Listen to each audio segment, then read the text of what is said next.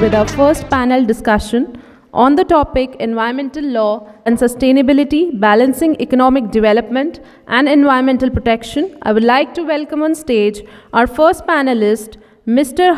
Yashwardhan Bandi, Vice President and Unit Manager Legal at Indusland Bank Limited. Please have a huge round of applause, everyone. Mr. Amit Kumar, Head Legal and Compliance at Bharat Financial Inclusion Limited. Please have a huge round of applause, everyone.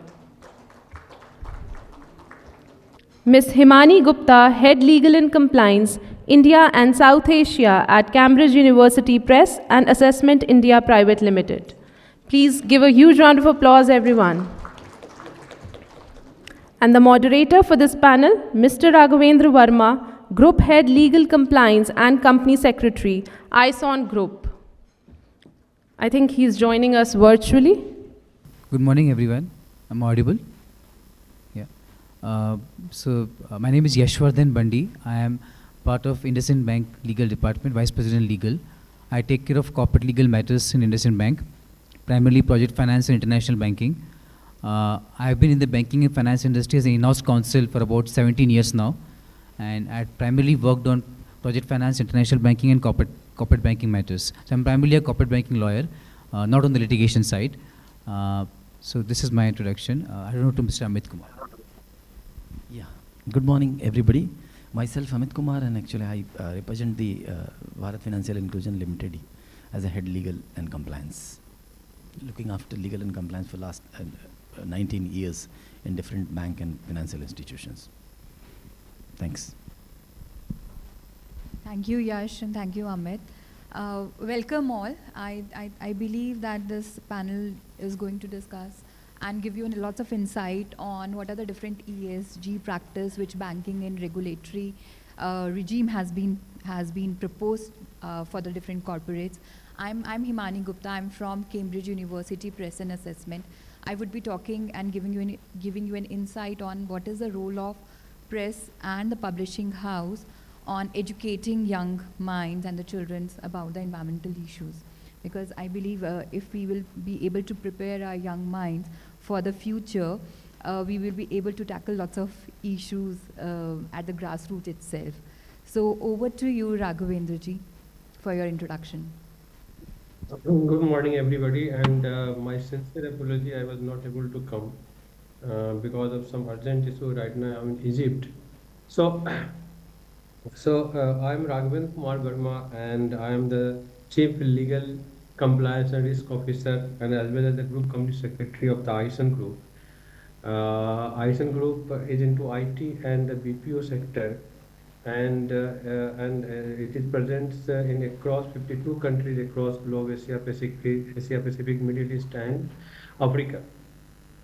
So we would be discussing today about environmental law and its impact in the economic development today. So am I audible, Himani? Very much, Raghavendra ji, you are audible. Good. Because I'm not able to see you guys. Anyway, only I can see the screen where picture are there, so I'm not able to see any of you. So to start with,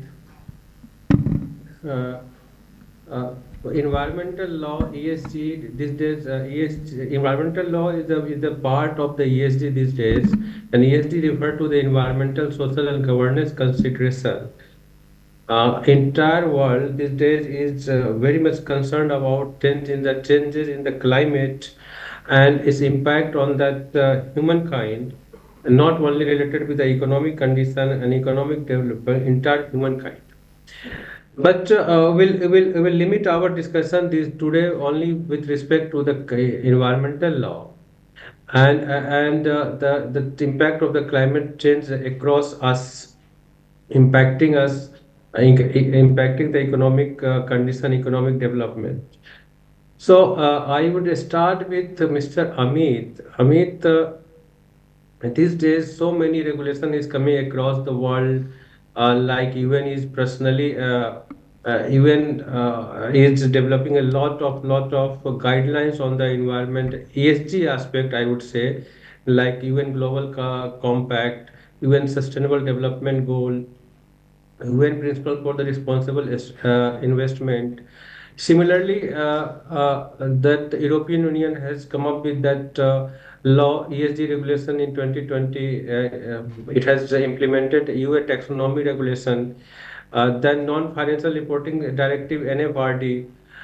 Similarly, FD is in very much active to protect that climate-related risk on that financial condition.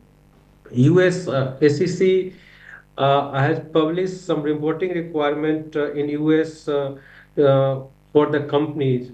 Like India also, SEBI has mandated top 1,000 listed company to submit a business responsibility and sustainability report annually, covering that ESG related activity that includes the environment also. So with this background, Amit, what you seen that the role of the Reserve Bank as a regulator in facilitating and regulating the environment protection and sustainable development through bank and FI. Thanks, Raghavendraji, for your introductions with regard to this topic. This topic has a, the environmental aspect was never, within the framework for the banking and financial sector. But the RBI, as he said, Raghavendraji has already given the briefing of the, how this is important for us. So without the financial sector taking into the support the cause of the environmental aspect, environmental development or climate related aspects can't take the momentous without the financial support. So the RBI has, from the day one they are trying to push these particular things, but for the first time they have tried to take the assistance of the common people. In the month of last year, April itself, they have introduced one called the green deposit concepts. Prior to this, they are asking ESG concepts for the corporate, other entities to implement CSR related aspects. So a lot of things were implemented for the corporate and other entities. But for the first time, they have asked the common people, individuals, depositors, that you can also contribute significantly in the growth and development of the climate protections, environment protections by initiating your green deposit. So they have given a complete framework for the banks and financial institutions to be implemented. You can walk into any bank branch, you can ask that we want to have a deposit, like normal deposit you are making it out. There you can say that no, we want to have a green deposit. So they had been given, in the month of April, they have given a guidelines framework for this, and they were supposed to implement with effect from the June 1st. And most of the banks have brought green deposit concepts, their frameworks, and their frameworks are various specifications. The outline is being given that you need to identify what are the areas where you are going to invest. So the broader guidelines is prescribing that clean energy, clean transportations, water management. These are the broader lines which you can fragment. You can go into the deeper, smaller aspects also. Then they have to identify, they have to understand that what are the impacts they are making it out, and accordingly they have to have the banks and financial institutions have to have their board level framework for this, and the monitoring must be done through the board, and they have to make disclosure into their balance sheet as well as on the regular intervals to regulator as well as to the public.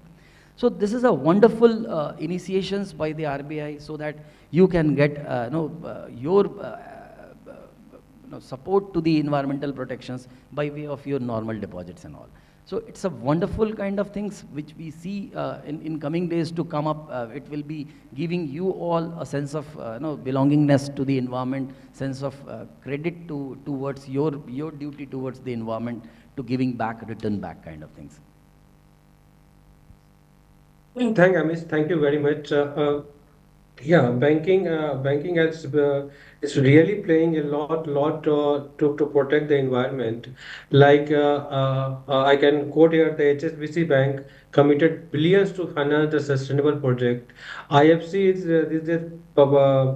monitoring that the investment that is done by the investor in the different company, and there is a 7 parameter on which all the investment by the investor is being monitored by IFC, and that the company funded by IFC must follow that guideline that IFC has bring into the picture. And these days role of bank and financial institution is becoming very important. So, Mr. Yashwardhan, can you highlight the role of the bank and financial institution in ESG, overall ESG, and a sustainable finance? Right.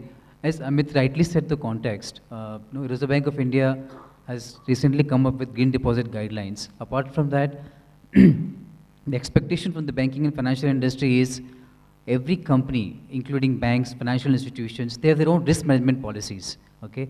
The idea behind taking care of ESG and sustainable finance is to inculcate this as a part of the risk management policies, the risk management strategy, so that environment and sustainability forms part of their risk management aspects. So the expectation is that when you make a disclosure in terms of how do you tackle ESG and the sustainable risk, that disclosure has to be very much clear in your risk management policy. So as banks and financial institutions, when they finance projects, when they finance corporates, obviously the financing, if it goes towards environmental purpose, towards ESG, towards sustainable finance, it has to bring forth certain parameters, follow certain parameters, especially in relation to disclosure requirements. So when a bank, especially, I'm sure that Amit will also talk about RBI's recent guidelines on climate-related financial disclosures. Okay. Now, India, if you ask me, in the banking and finance industry and overall from ESG perspective, we are still at a very nascent stage. Okay, we are still developing in this area. While the countries like US, Australia, UK, they're already seeing a huge development in this area, be it ESG, sustainable finance, even for the companies. So there, the development has gone to that extent that there are litigations already popping up in this area. Well, we are still in the nascent stage. So the expectation from RBI is also about when they come up with this draft guidelines on climate-related financial disclosures, idea is to take a cue from what is happening at the international level, at the global level. So at the global level, there is a task force on climate-related financial disclosures, which expects banks and financial industries to come up with their own policies, wherein they can provide those parameters against which they will finance. Okay. So if it's a green project, if it's a renewable project, it has to have a green purpose. Because without the green purpose, you cannot take it as green. You cannot count it as towards sustainable finance. So that is one important aspect which RBI expects banks and financial institutions to adhere to. Okay. Apart from that, there are also other initiatives which have been taking place, not only in terms of plain vanilla financing in terms of renewable projects, but also when companies intend to raise funds, okay, even in terms of their NCDs, okay, their NCDs or any kind of IPOs which they come up with. Even for that, you can have a green debt issue. Okay, so the purpose has to be green. It has to be sustainable. It has to be commensurate with the funds that you are utilizing towards that purpose. So at the same time, the expectation from the corporates would be when you raise a finance from the bank towards a green purpose, towards a sustainable purpose, it should be utilized towards that purpose. And banking and finance industry will have to then monitor whether actually those funds have been utilized in that area or not. So it requires a lot of working internally as well, from the point of view of the companies as well, who are utilizing those finances towards sustainable ways, towards ESG. Okay? So I think that's from RBI's perspective and what is happening in the entire ESG and sustainable space. Thank you, Raghav. Thank you very much. Money that the ESG universe we call, and then focusing ourselves only to the environment is covered a lot of about the greenhouse gas emission, air quality, energy management, water and the wastewater management, diversity, ecological impact, climate impact, and so on and so forth. So, being you are in that publication field, how can you think that this education industry like Cambridge can support more sustainable future or address climate change? So thanks, Raghavendra ji. So I will start with few data points here. So in 2019, when the Paris Agreement happened, there was a climate index come, and India was ranked 7th in terms of the impacted and affected countries who were highly impacted by the environmental change. And the irony was only 30% of our general population was aware about the environmental issues. 67% of our general population was not at all aware what was the environmental issues, what was the climate change, why it's happening and why it's impacting us. And we were ranked 7th in the highest, it is one of the highest index. Now, when in 2020, again, the national education policy came, the government and the ministry has also emphasized on the environmental education for our children so that they can become aware of what are the challenges which the country is facing, not just the nationally but international, what are the challenges which all of our world is facing in terms of the climate change. What is the basic of carbon footprint? Because if I know most of us here are parents also, so and we have also read during our childhood what is a pollution, what is the cause of pollution. So the onus of teaching about the basic of the environmental issues and the law, basic law, has been put on our social science teachers or the science teachers, right? The curriculum about the environment is very much limited to 1 or 2 chapters in the social science or the science. But our children's, or neither we were taught about why it happened, how we can stop it, what are the different steps which we can take in our in our day-to-day lives to tackle those issues. Rest, I think the regulatory framework for the lawyers, for the board can come later on. But if our children are not aware about those challenges, environmental challenges, I don't think that we were well prepared towards our sustainable future. And that's where the role of the education, publication, edtech companies, institutions, schools, partners comes into the picture. Now, when I talk about the environmental education, it has 3 elements. One is the policy. So with the NAP, as I said, that the government has emphasized that all our school students should learn about the environmental law. They should know about the environmental aspect at all levels, and it should be mandatorily part of our school curriculum. Now the second aspect is, do we have the school curriculum? Do we have the content which can teach about the environmental issues, climate change? Are our students aware about the carbon footprint, how they're daily going by the transport, but going through their own car can impact the climate? So that's the second parameter. Do we have the pedagogy, the curriculum, and it is the learning materials to teach our students about that? The third is the training to the teachers itself, right? Are our teacher prepared to teach what's there in the curriculum? So that's where the role of a publishing house comes in, edtech company comes in. Framing the right pedagogy, creating the content so that we can inculcate the behavior change in our young children, so that we can prepare them for the tomorrow, right? When they will become part of the board, when they become the leaders, or when they start their own startups. It should not be the only responsibility of in-house legal counsel or an external counsel or the regulators to talk about, guys, this is your ECG, please follow while framing your new business model. So that's a change which educational publishing house should bring in with the support of lots of discussions with the state educational board. While they change their curriculum basis the national education policy, they should also talk about the environmental education as one of the core subject. Minimum 20 hours of learning every year for the students. But irony again is, right now we don't have that curriculum, right? We don't have those learning content, digital content, or even the textbooks. So again, as I said, the responsibility again is not the regulator and creating the framework, but it's a grassroots problem which education industry also have to deal with. so that we can prepare our futures, young children also. Wonderful thought, Himani.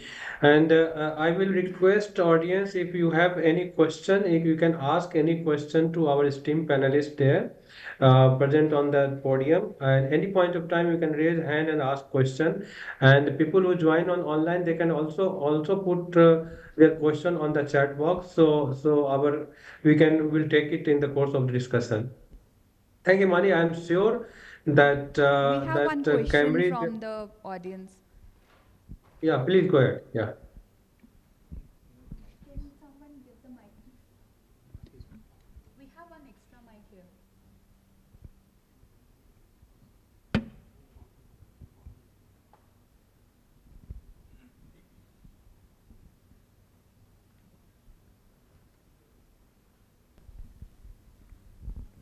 Good morning to all of you.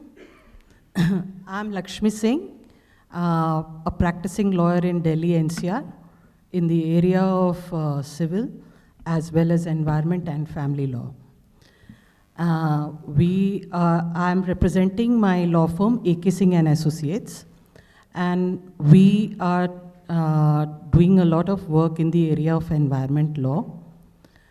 And we are also running a NGO, Astha Kund Society, which is again working in the area of environment.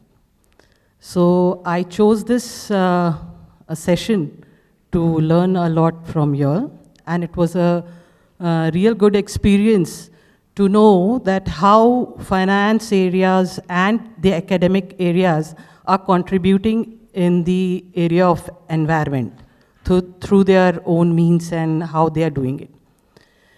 My take is that we are working at a very ground level. So I can feel the gap. I can feel the gap that whatever has been explained by the panels, it's really informative, but then it's quite bookish. Please do not take it otherwise.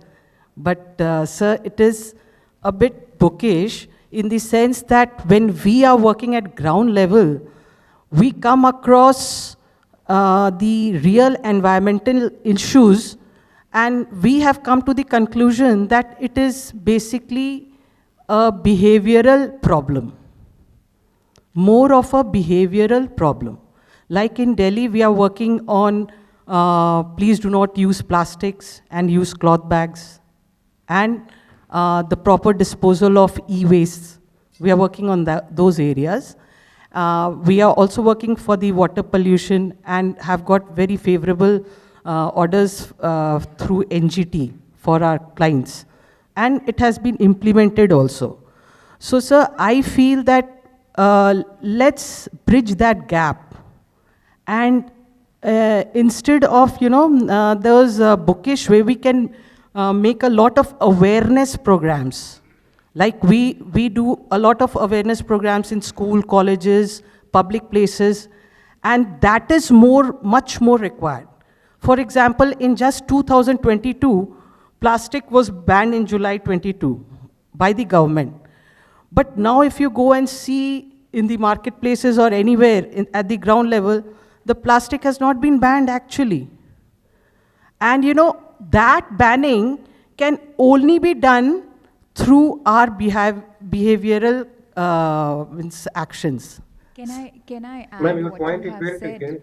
Yeah, from the education, that's what I believe the role of education institutions and the publication house comes into the Yes, picture. That's yes. what I was trying to say, that we don't, so giving you again an example of Cambridge, what we are doing, right?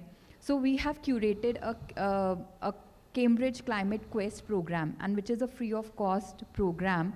And this year we are targeting 5,000 learners across all the schools to inculcate that behavior Yes. change, right? Yes. And it Great. is just not a bookish knowledge, believe me. It's a learning where the teacher is being trained properly to do lots of case studies with the students, Yeah. so that they can understand how and in what very simple ways they can contribute to the environmental Great, changes, great. right? So I believe point well taken, Lakshmi. That's where the role Yes. of the educational institutions comes into the picture.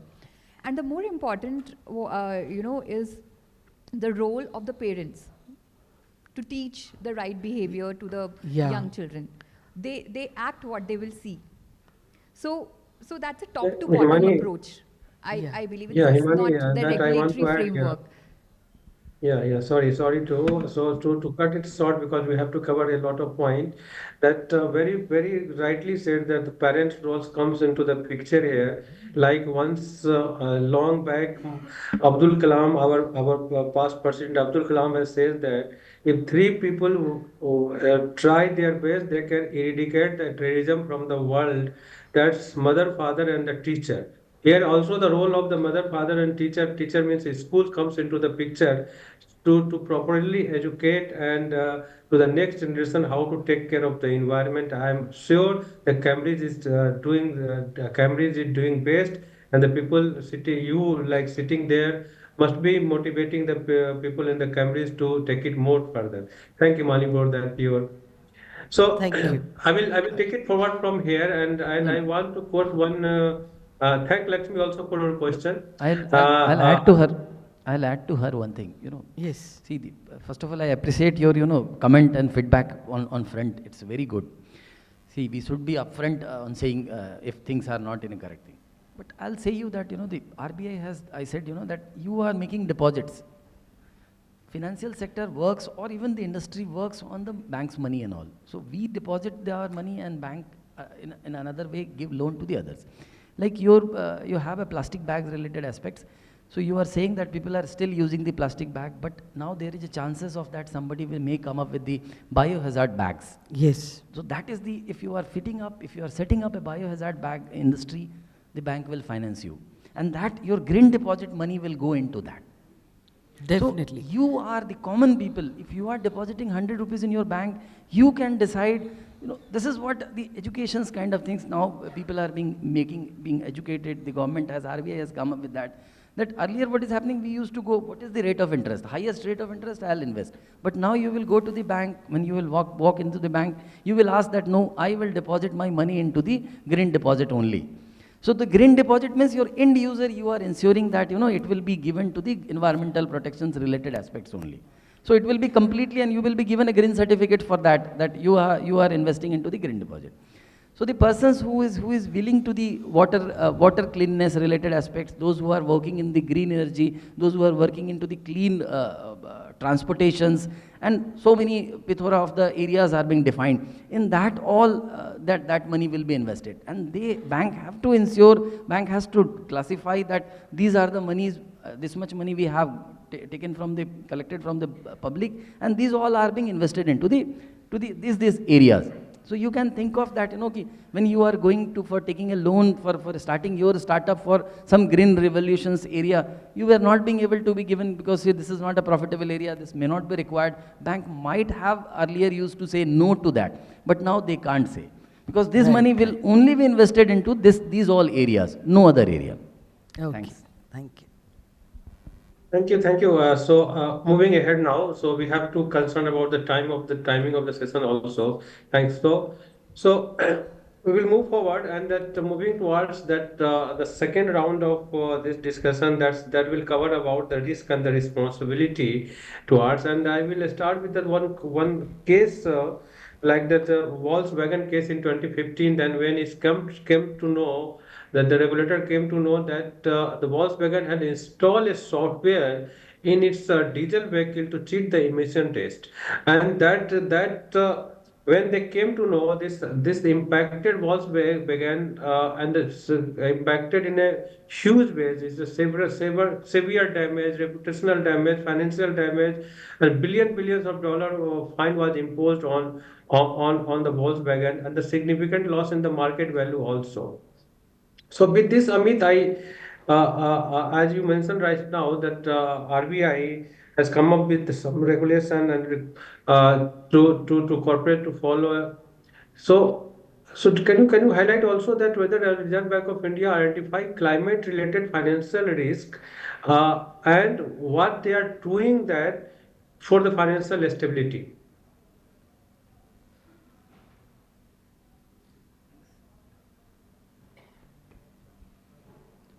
Thanks. I just, as Hers has already, Yes has already, introduced that, we are, banking sector have a classified, they have their risk patterning kind of thing. So till now we were having a operational risk, marketing risk, business risk, credit risk kind of things. Now for the first time RBI has introduced this climate, environmental risk kind of concept. This concept, very recently they have come up just 1 week or 2 weeks back, they have proposed a draft that this climate, environmental climate risk will be added into the bank's portfolio. Now you have to be made aware, he has introduced some points into it. So it's still, this is in the draft stage. Everybody, they have asked, the RBI has, RBI never come up with any guidelines directly. They come up with the first draft, then take the feedbacks from the common people, corporate, the industries, that how they are looking into and how they are responding into that. And then after taking all comments and all, they used to make it a final draft, a final circular or guidelines for that. So still this is on the draft stage. Everybody can write on that particular aspect. Its last date is 30th April of next month. Up to 30th April you can give the feedback, your points, your comments, your contributions, your belongingness to this particular aspect. So here what is happening in this risk, climate risk aspects, they have identified that what are the risks available and how the banking sector, banking and financial sector has to cope with or be prepared for that all aspects. So they have said that you have to define your governance framework, that how you will identify, how you will incorporate into your policies. So stability, how you will be your strategy for the establishment of this all aspect, because this is a completely, bankers are not environmental experts and all kind of things. So they are just asking them how you will make a strategy for that, and then how you will manage this particular environmental risk, because all 4 type of risk which is the bank is handling they are equipped with that, but the environmental aspects they are not. So they have been advised, this draft formats is asking banks to have their own framework, own identified areas, their own policies, own governance structure, and at the same time they have to report to their board as per the policies, and then come back to the public also for disclosure of how they are reacting and acting on these all aspects. So it's a good time, a good chance for everybody to be associated on that particular draft and give your feedback, comment, valuable feedback.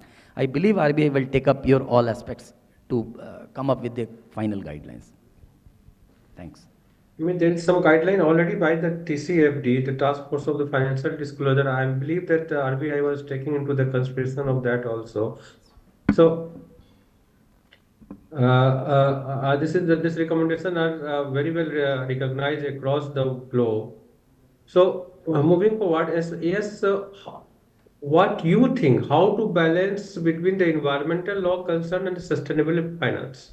Yeah, that's a very pertinent question that everyone of should be answering, because like I said, there has to be a balance between what financing bank does and what it needs to maintain in terms of ESG standards, okay? Because it's quite possible that if I am financing a renewable project, which can be a solar project or a wind project, okay, or a transmission line project, so when you obviously install transmission lines, you have to take care of environmental concerns as well. Especially I am giving here a reference to some of the projects which are being installed in the state of Rajasthan, where there is a big concern, environmental concern in terms of a rare species bird called Great Indian Bustard Bird, a GIB case. Even Supreme Court of India has given detailed guidelines on how to protect those GIBs. So this is one environmental concern. So how do you balance this with your ESG targets, with your sustainability finance related targets? How do you balance that? Okay, so because obviously bank, when it's financing a particular project, it will obviously categorize those renewable projects under ESG itself. But then the question for bank would be, or its internal at the policy level, at the risk level would be, how do you balance between the two? So if you have to take care of environmental concerns, at the same time, you are financing a project where you are facing this GIB issues. The Supreme Court has clearly defined that, you have to have a committee which will approve those projects, which will make sure that, those extinct birds are not impacted. At the same time, bank will have to ensure that, under the garb of achieving their ESG targets, they are not they are not violating environmental law concerns. So that's one of the examples that I can give in terms of maintaining the balance between environmental law and sustainability.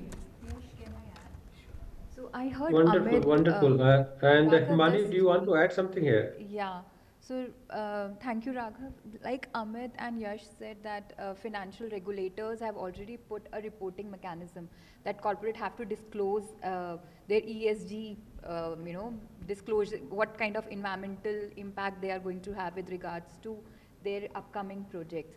But my again question is, are our board prepared? Are our CXOs prepared about the environmental issues? Are they incorporating or they are developing their new business model basis the environmental issues to tackle those issues?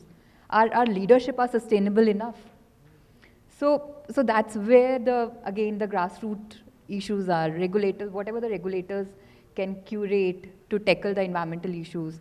Till we have that leadership who are well prepared about the ESGs, who understand the cause and the impact of the environmental issues, the problem will remain the same. It will again be a tick mark in the checklist for the banking and the financing. So Amit, I believe the universities, the educational institutions should come up with lots of programs for the leadership, management and the CXOs to prepare them about the sustainability leadership, to tell them how to frame their business models around the ESGs, how to present that to the board so that the board can also accept their new business models around it. And being lawyer on the board, I believe will make a difference so that they can also educate their boards and the leaders around these ESG issues. No, here I am having a little bit differences because see what is happening now in the bank and financial board, nobody is being appointed unless and until RBI takes scrutiny of it.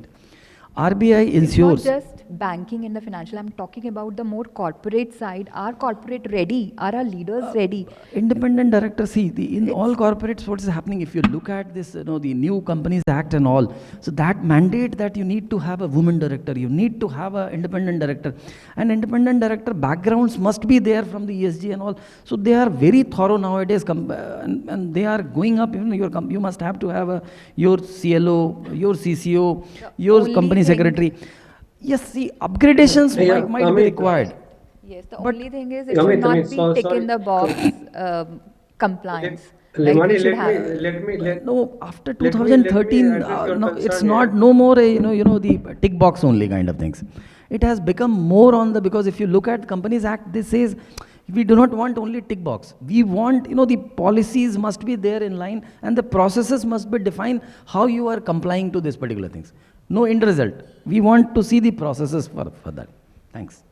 So Amit, let me give you some insight here. So whosoever company is taking the loan from the IFC, there is a certain parameter they have to comply that, and that's now it is a lot of awareness amongst the board also to take care of the ESG, because this is really going to impacting them. Further is the carbon financing.